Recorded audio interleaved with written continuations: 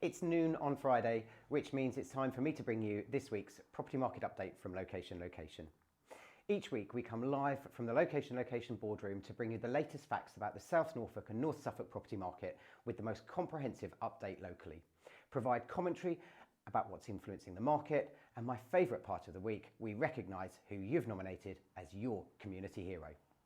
This week we're looking at the period of the 5th to the 11th of March and how it compared to the same period in 2020.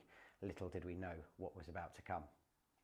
The market continues with its recent trends, and it's pretty much a case of as you were. New homes coming to the market remain lower than last year, 24% lower in fact, with just 83 homes coming to the market last week compared to 109 last year. What is interesting is that the sales trend worked in completely the reverse, with a 28% increase this year and 77 sales agreed. That's up 17 from last year. There were around 47% fewer homes reducing their price this year, just 30, although as we've been saying for weeks now, that's because there's less choice in the market and prices are holding strong. Now the sofa surfers have calmed down a bit, an average of 109.9 views per property per day according to Rightmove, up 45.7 from last year. It's an impressive 140% increase, but not as high as last week's record. And finally, there are just 621 homes available to buy in the areas of North Suffolk and South Norfolk that we cover, which is 46% down on last year's 1,163.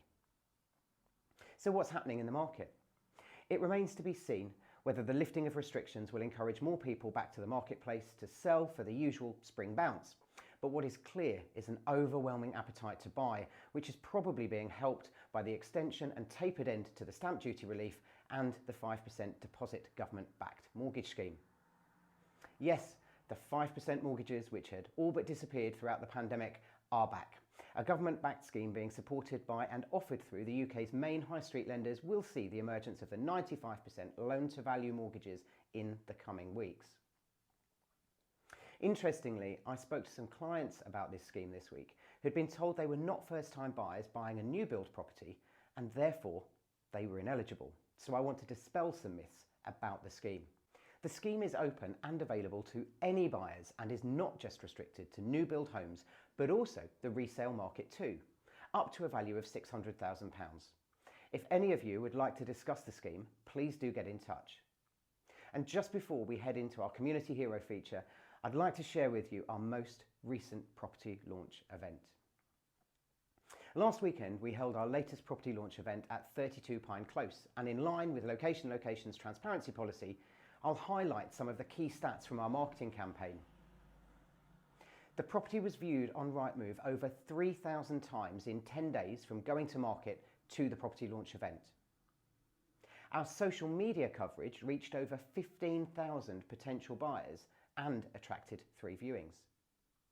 We received over 100 inquiries about the property and arranged 20 socially distanced viewings in a COVID-secure way for the property launch event itself. These viewings attracted 9 competing offers, which peaked at a whopping 6.1% over asking price. We have another fully booked property launch event this weekend at Norfolk, and we'll report back on that one next week. But if you want to sell for the best price the market will pay, creating a competitive buyer environment, then do contact me and the team on 01842 818688. Finally, we move into the section of the week that you've all been waiting for, our community hero. This week's deserving winner is a familiar face about the town. A kind, generous soul who I've often seen at many community events lending a hand. Take a bow, Sam. This man received 25 nominations from his local community, friends and neighbours. Regularly seen freeing the local streets of litter, running errands for his neighbours and helping those in need and volunteering at many organisations. Charles Burrell Centre, FAST, Pine Close Community Centre and Thetford Players, to name but a few. I was lucky enough to meet with Sam yesterday at Pine Close, where a local volunteer captured the moment I presented his award to him on film. Thank you, Emma, for the footage, and a huge thank you to Sharon Thompson for playing her part in ensuring Sam was there to receive his framed certificate. I'm told Sam was the talk of the town last night and he was proudly showing people his award, and deservedly so. Thank you, Sam. Your community truly appreciates you and all that you do. That's it for this week, folks. Don't forget to keep your nominations rolling in. We love to hear such heartwarming stories from within our local community.